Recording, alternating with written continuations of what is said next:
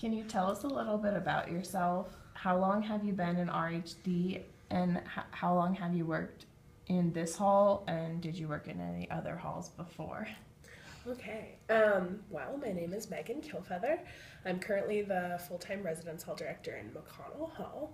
I have been a hall director here at NAU for 2 years, and I've been in McConnell for both those 2 years. And before that, I was a grad hall director for 2 years in Buffalo, New York. Awesome. So how common would you say harassment is in the residence hall community? I think it probably depends on the year. I think I saw maybe a little bit more of it here last year. Nothing very intense, I think, because I think harassment can go from very intense to a little less intense. And of course, it's still affecting, but it's maybe not as terrifying as what it could be. But I think it varies by year, but unfortunately, it does happen sometimes. How would you describe the effectiveness of the anti-violence and anti-harassment policies here at NAU? I think policies are only as effective as if people read them or know about them in some way. I think anyone can find them, which is really helpful. They're a quick Google search away or NAU website search away. I think orientation does a pretty good job of saying, like, hey, we have the student code of conduct. Hey, we have this if you live on campus. And during our presentations for like Discover NAU, we also mention them. But I don't think students often read them. But personally, I do think they are descriptive. And so if people did read them, I think they would kind of understand, like, okay, this is what counts as harassment, so I shouldn't do it. Or if I'm doing it, I'm risking, things. Right. So what are some do's and don'ts of handling a harassment or violence situation? I think particularly for RAs, a few do's would be making sure the person feels heard.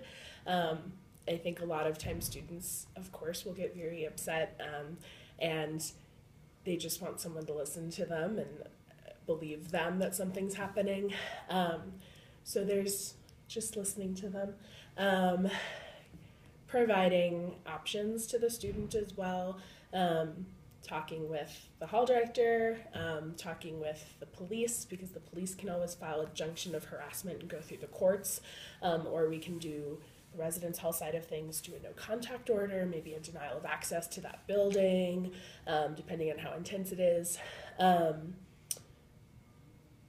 think also another do is to gather proof, because just because one person is saying it, we do need proof in a lot of times to jump to some of our more extreme measures. So asking the resident, do you have screenshots of text messages or Facebook or Twitter or whatever it is that this person, proof that this person is harassing you. And I don't know if there's really any big don'ts other than those. If you follow those other things, it's one of those things where as an RA, you call your hall director and you get them involved. Right. So other than that, just being a support system for the student, kind of checking in with them afterwards. How's everything going? Do you have any questions? Keeping in touch. Okay. All right. I think you answered this one, but is there any last minute advice that you would give an RA in these situations if this might be their first time dealing with one of those situations? Breathe. It's going to be okay.